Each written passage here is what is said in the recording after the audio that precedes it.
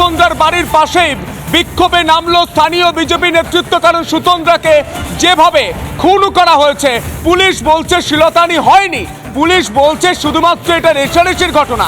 Police আগে clean chit দিয়ে দিচ্ছে দোষীদের, অপরাধীদের, অভিযুক্তদের। এই মুহূর্তে ছবিটা দেখতে পাচ্ছেন, বাগবাজার চন্দননগরের ছবি দেখতে পাচ্ছেন এই মুহূর্তে। সেই ছবি আরো বিস্তারিত জানবো, আমাদের সঙ্গে রয়েছেন আমাদের প্রতিনিধি এলিনা। এলিনা, যারা বিক্ষোভ করছেন তারা ঠিক কি বলছেন এবং কি কি ছবি উঠে আসছে এলিনা?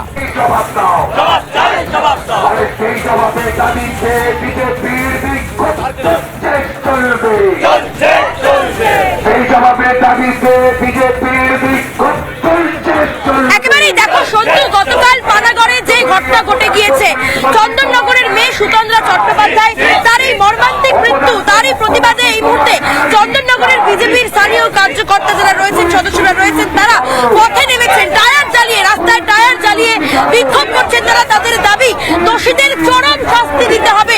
মুখ্যমন্ত্রী কেন চুপ? মুখ্যমন্ত্রী কেন মুখ খুলছেন না? তিনি তো পুলিশ মন্ত্রী,